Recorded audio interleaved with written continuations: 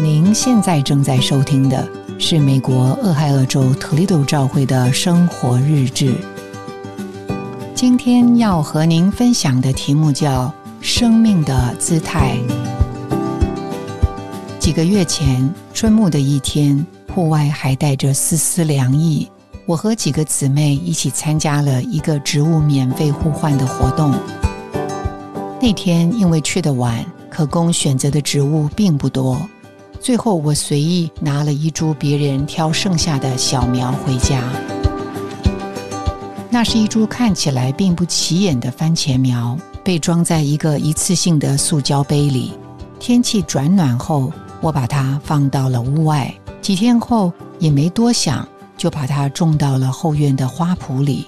我用手指随意挖了个坑，把小苗埋了进去。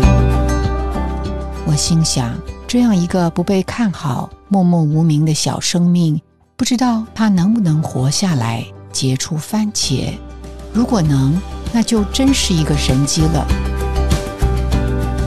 在那之后，因着每天繁忙的工作，渐渐的我把它忘了，也就没有给它什么照料。直到种下的某一天，我忽然发现这棵原本可怜的小苗，它已经长到我的腰那么高了，枝蔓翻了1倍，并且开始开花了，不多，只有2-3朵。我把小苗长出的枝蔓靠在一根6尺高的铁栏杆上，那是我家院子里留下的一根曾经用来喂鸟的铁杆。小苗和铁杆显得格格不入。不知过了多久，原本在塑胶杯里的小苗已长到铁杆的上方了，枝蔓紧紧地缠绕着铁杆，不断攀爬，纵横伸展，不顾一切地伸向天空。即使夏天已接近尾声，仍然生气勃勃，绿意盎然。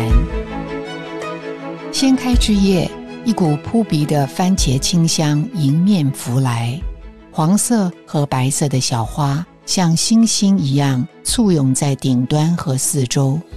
在它的卷须中，那些早开的花朵里藏着晶莹剔透、正趋成熟的3个小番茄，有着不规则的形状，饱含着生命的汁液，太美了。为了让番茄在秋天来临前有机会成熟，我剪掉了一些多余的枝条和一些刚刚萌发的新芽，希望借着减少植株的面积，让所有的养分和能量集中到那些已经结果子的枝上，也使果子得以享受阳光的洗礼而成熟。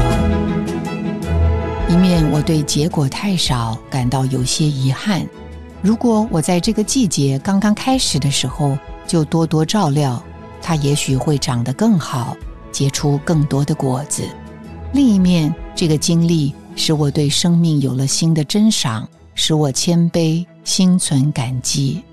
其实我什么也没做，是生命本身达成这一切，发芽、成长、开花、结果。从被人鄙视到爬满高墙、开花结果，这株植物做了它里面的生命所该做的一切。它展现出生命的高贵与尊严，这是生命的姿态，最美的神迹。它向着阳光简单执着的追寻和对于栏杆谦卑的依靠，都让我备受鼓舞。这也该激励所有生活在神光照下以及在神家中得喂养的我们，让我们紧紧地抓住并依靠他所赐予的生命，让他自由地在我们里面活，生命就自然会执行他该有的工作。主啊，我们曾是可怜贫穷，与你的应许无分无关的局外人，如今能借着信得以连于你，经历你住在我们里面，我们也住在你里面。这个生命真是奇妙，不可思议，令人赞赏。让我们住在你这真葡萄树里面，吸取你那生命的汁液，将我们紧紧地连于你的家，就是你的召会，你的身体。使我们活出你这宝贵生命应有的姿态。感谢您的收听，希望您能从今天的信息中得到亮光和启示。你的点赞、留言、分享、转发是我们持续制作的动力。我们的网址是 thechurchintoledo.org， 期待我们下次空中再会。